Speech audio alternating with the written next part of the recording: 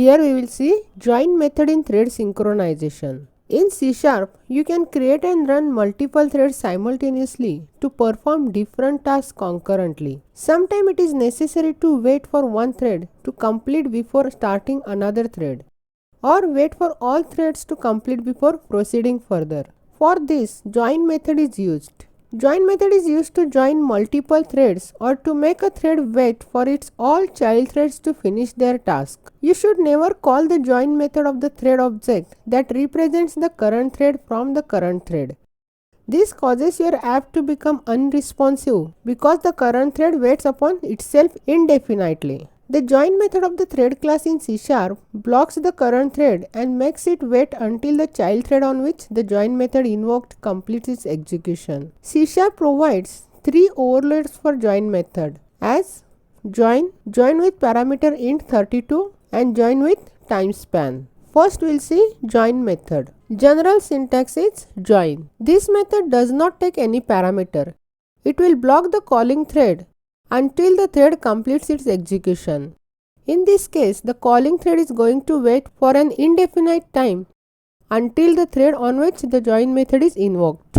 For example, thread with join. The exceptions generated by join method are thread state exception, which is called when the caller attempted to join a thread that is in unstarted state, and thread interrupted exception, which is generated when the thread is interrupted while waiting. Next method is join with parameter int 32. This method allows us to specify the timeout, that is, it will block the calling thread until the child thread terminates or the specified time elapses. This overload takes time in milliseconds. This method returns true if the thread has terminated and returns false if the thread has not terminated after the amount of time specified by the milliseconds timeout parameter has elapsed. For example, thread.join with 1000, which will join after 1 second. The exceptions generated with these methods are argument out of range exception, which will be generated when the value of the milliseconds timeout is negative and is not equal to infinite in millisecond. Thread state exception, which is generated when the thread has not been started. Argument exception, generated when the milliseconds timeout is less than -1. And thread interrupted exception, which was generated when the thread was interrupted while waiting. Next is join with time span timeout.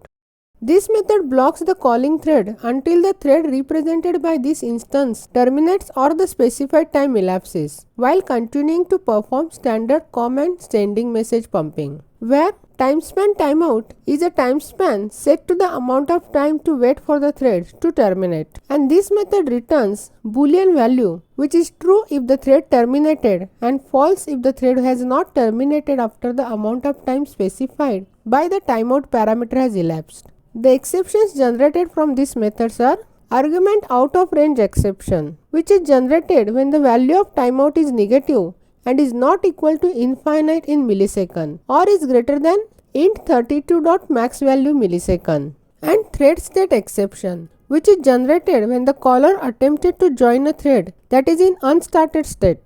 Next we'll see how does thread join method works. The thread class under threading namespace contains join method, which is used to make multiple thread works in a synchronized way by blocking the calling thread until the thread which has already called join method completes its task and terminate. The calling thread will be blocked for an indefinite period of time if the thread which has called the join method does not terminate. Thus, the join method helps us in ensuring that a particular thread has been terminated. Join method works on a thread which is in the alive state. We can check this by using thread.isAlive property. If we are calling join method before the thread has started, then the join method will return immediately. In the same way, if we are calling the join method when the thread has already terminated, then also join method will return immediately. Thus, the join method returns immediately if the thread is not running. We should not call the join method of the thread object, which indicates the current thread. This will make our app unresponsive because the current thread will wait upon itself indefinitely.